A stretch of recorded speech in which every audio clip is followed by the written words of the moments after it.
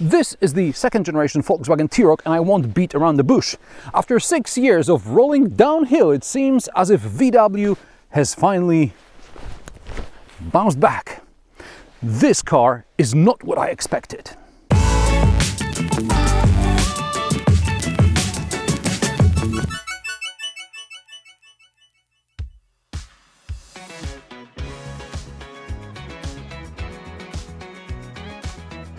The T-Roc started life in 2017 as a subcompact crossover and a spiritual successor to the Golf country.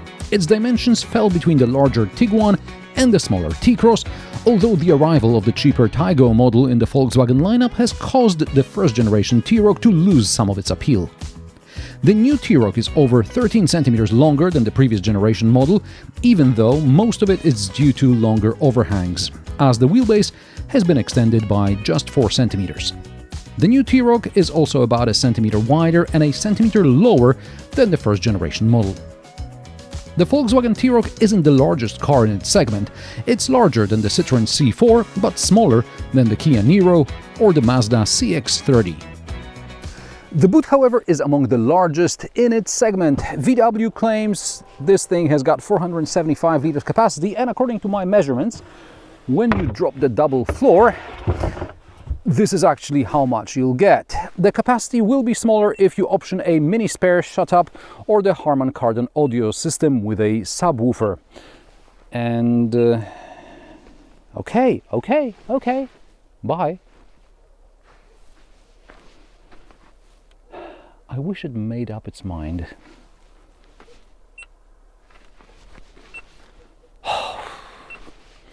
Electronics. Too much electronics is never good. The boot will also likely be smaller in the all-wheel drive version, but more on that later when we talk about the engine lineup. The early production models have bare metal under the false floor. Now, this is supposed to be filled with some styrofoam insert where you will put your tire repair kit and stuff. The floor can be lowered for more cargo space, or when it's in its upper position, I can barely squeeze the parcel shelf underneath it. Folding the second row backrests creates a flat loading area. The second row backrest now splits 40-20-40. There is a shopping bag hook and a 12-volt outlet. Gesture control for the tailgate costs €390, and this option is available only on the 2 top-of-the-line trim levels. Speaking of options, the backlit logos and light strips running across the front and the rear of the car are controversial. Sorry, it's a bit slippery. I like the front implementation and I understand why the rear logo is red, but I'm not a fan. What can you do about it? What can I do about it? Choose the basic trim or make sure you skip the optional LED Plus headlights package on the Life trim. Style and R-Line get LED Plus as standard, and this car here also has the optional IQ Light LED Matrix headlights with adaptive high beams. There's finally more legroom in the rear. I'm 175 centimeters tall and the driver's seat is set to my driving position. However, slide the seat all the way back and it's tight. So much so that you can't even properly fold the rear backrest without pushing the seat forward a bit or adjusting its backrest. In the Life and Style trims, the front passenger backrest can be folded down for transporting long objects. This option isn't available on the Trend and R-Line, though for different reasons. The Trend is all about economy, while the R-Line has sport-ish seats. ISOFIX anchor points on the front passenger seat are now standard regardless of the trim level and seat variant. ISOFIX anchor points are also in the rear, 2 on the outer seats. High tunnel running through the middle remained. There are also still 2 USB-C ports and an air conditioning vent, but third zone climate control has been added, standard on the 2 top trim levels and optional on Life trim. The door pockets are slightly larger and my water bottle now fits. There are also cup holders in the armrest. The biggest changes are in the cockpit, where we now must have two displays, one in front of the driver and one in the center of the console. Their size depends on the trim level and the options selected. The good news is the software has improved. Besides the volume control slider freezing on me occasionally, I haven't noticed any other issues. Furthermore, the current software version adds eTSI deactivation option to the shortcuts menu here on top of the screen, so you can turn off the annoying beeper in one click. Now I'll go back to the volume control for a moment, because Volkswagen has listened to its customers and added a physical multifunction knob, which I never use. And I'm sure I'm not the only one who won't use this knob. Volkswagen will then analyze the data from millions of cars and decide that this is useless. No more knob, it'll say. So why don't I use this knob? Because the user interface is so focused on the display that I forget that the knob even exists. Similarly, I always look for the engine start button somewhere next to the steering column rather than on the tunnel next to the volume knob. It's just in the wrong place.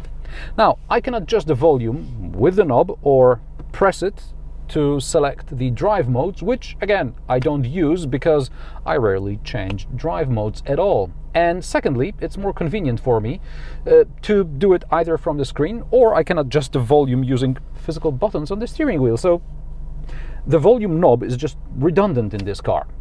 Now, fortunately, there are physical buttons on the steering wheel, again, good. And there is also a wireless charger, which works fine. And next to it is a little cubby tray where you can drop your keys or maybe glasses or something. Above are two USB-C ports, then there are cup holders and this kind of open storage compartment under the adjustable armrest. The glove box is medium size. The door pockets are good and the interior quality seems to have improved again. It may not be the Golf Mark 7 level, but it doesn't feel as recycled as in some other VW models in recent years.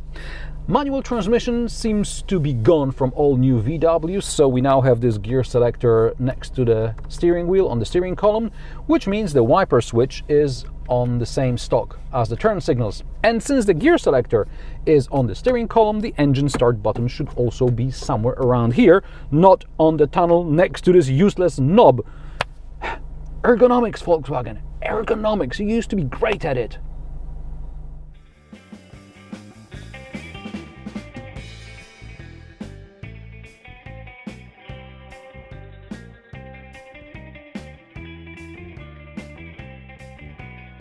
Volkswagen is gradually electrifying its engine lineup. The T-Roc is currently available with a 1.5-litre eTSI mild hybrid petrol engine with a choice of 116 or 150 horsepower.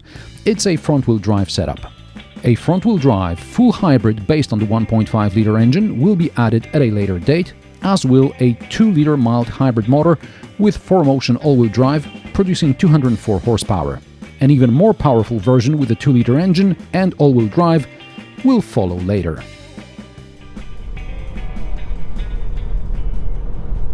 This is the 150 horsepower mild hybrid, which I could not believe because this T-Roc with this powertrain drives differently to any other VW from the last decade. I recall Volkswagen has started curbing the emissions for real with the Mark 7.5 Golf when the 1.4 TSI engine was replaced with the 1.5 TSI motor. But despite the larger displacement, the new engine, it was gutless. During the Golf facelift launch event, I remember that they had the new Beetle with the 1.4 engine as a camera car. So I tried driving the new and old engine back to back, and I felt how dialed down the new powertrain was. Now, they must have opened the taps again with the new T-Roc because I was convinced I was driving the 204 horsepower 2-litre engine model, and the only thing that didn't add up was the lack of all-wheel drive. The 150 horsepower 1.5 eTSI engine delivers punch in the low and mid range, and the gearbox isn't afraid to downshift when you need to accelerate harder. Even when following a slower car with adaptive cruise control on, activating the turn signal not only causes acceleration but also usually a downshift. I talk about this as if it were something special, but for the last 10 years Volkswagen has been throttling its cars, and what I feel now is truly exceptional.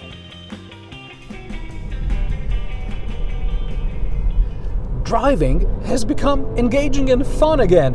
In recent years, as test cars were becoming more and more eco-friendly, I often limited my test drives to absolute minimum because my cars are more fun, and if I need to drive into the city center, I'd rather take public transport.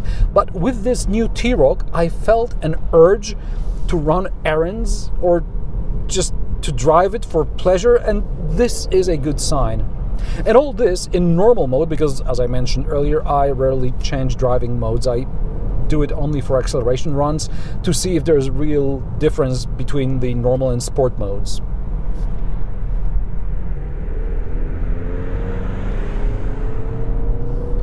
But the new T-Roc feels faster and more elastic. It's a shame the 1.5 engine can't be ordered with all-wheel drive, as it would be useful during the winter. And I'm afraid the 2-liter engine, it'll be just too expensive.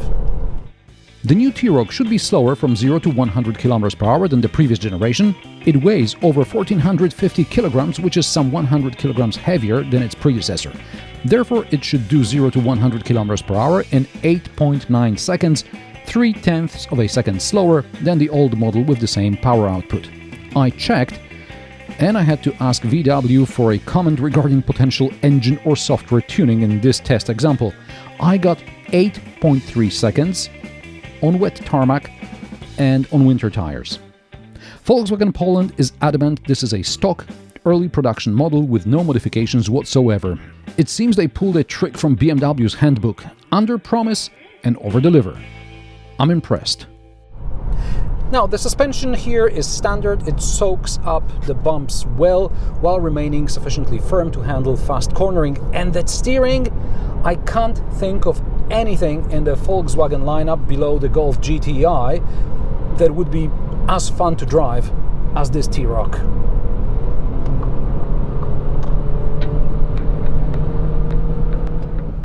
Adaptive suspension is optional and not tied to any equipment pack. I think you can skip it because VW's DCC usually makes knocking sounds, which allegedly is not a bug but a feature, and I find it greatly annoying. Soundproofing is good enough. It's not the most quiet car out there, but it's also not as bad as the Toyota CHR. Visibility is decent. The 360 camera is a part of a tech equipment package along with the HUD and travel assist. The latter is Volkswagen speak for semi-autonomous driving. And speaking of semi-autonomous driving and safety features, Volkswagen's improved a lot since my terrible experience in the current generation Tiguan. The Tiguan would phantom brake frequently. Here I only had 2 front collision system warnings, but I was really pushing the car, and there was no emergency braking though.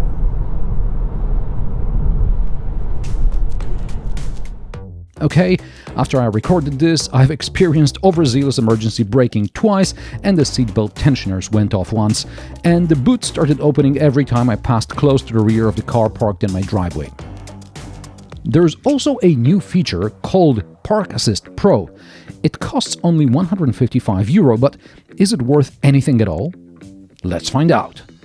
The conditions outside are difficult. Yep, we can establish that.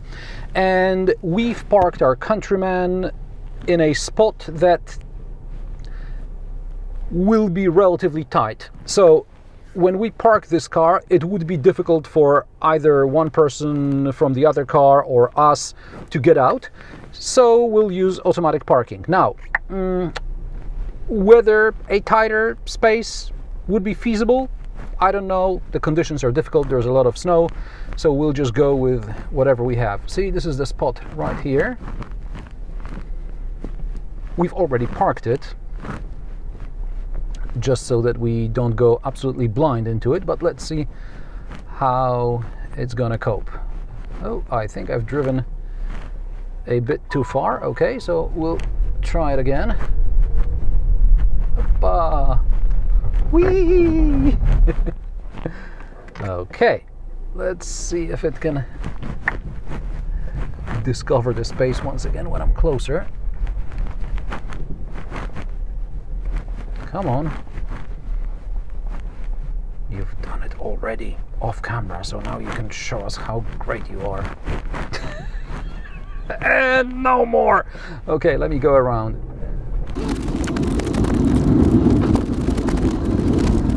Okay, attempt number 2, hopefully.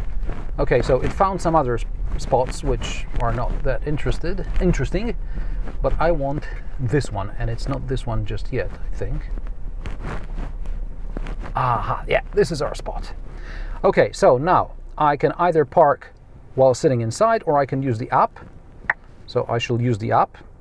Okay, I can feel the brake blocking, and now it tells me to park with the app. So let's get out. Of course, I've got the keys on me.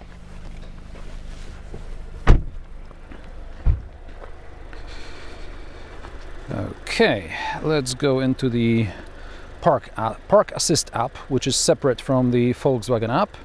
Start parking, accept, start, and now auto parking. You have to be around up to 2 meters away from the car, not further, and there shouldn't be anything obstructing it, so we can't approach too close. Now, see that Passat there? That's pretty close, but let's see how's it gonna cope. That's close. When I watched it from the inside, it looked really, really close. Okay.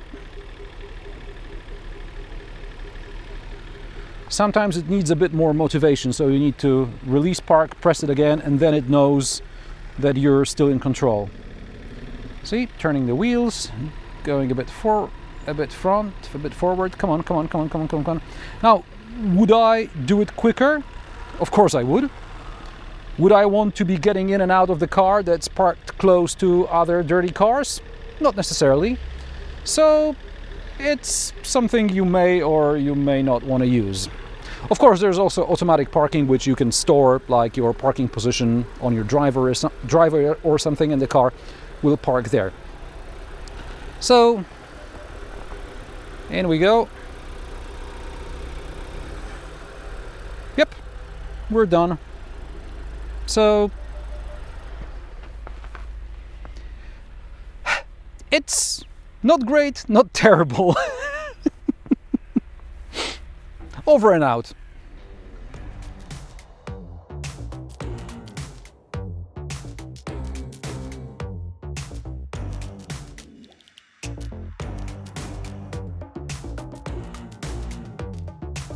Prices of the new Volkswagen T-Roc start at €30,845. This test car is an R-Line 1.5 eTSI, and with options it costs €47,330. Yes, you can buy a bigger Chinese car for the money, but before you do, take the new T-Roc for a test drive.